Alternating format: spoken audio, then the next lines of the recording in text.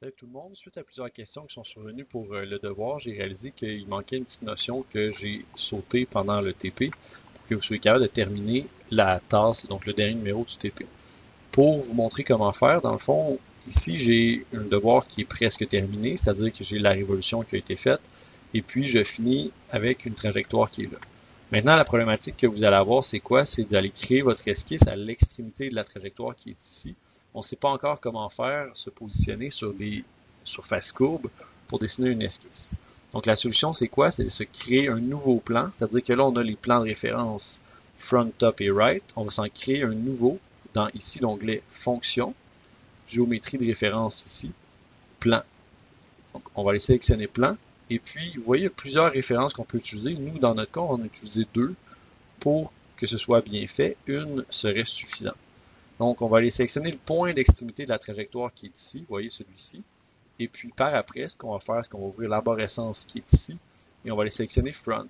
Front, pourquoi est-ce qu'on prend ce plan-là? C'est parce qu'on a dessiné la trajectoire sur le plan right, donc de droite. On va utiliser Front pour être perpendiculaire à ce plan-là. Maintenant, vous voyez, j'ai le plan, un point.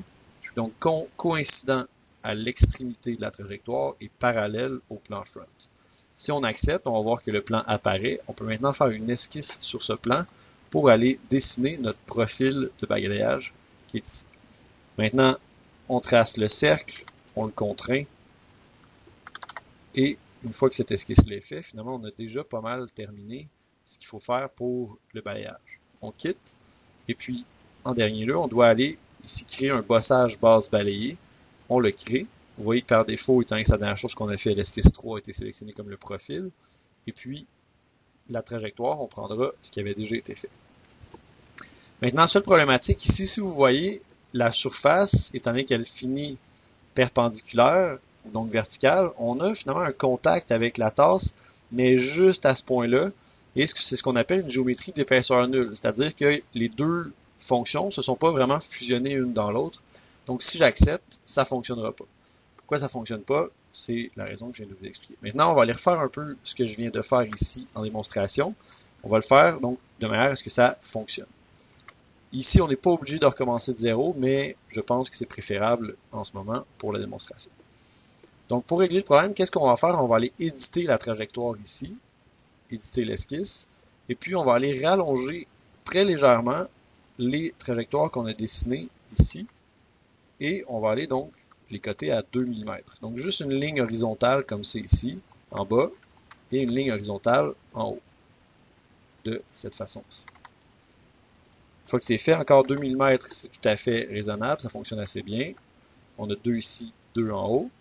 On peut maintenant quitter l'esquisse, et on a la trajectoire qui est correcte. Maintenant, on va aller recréer les plans ou le plan qu'on avait fait.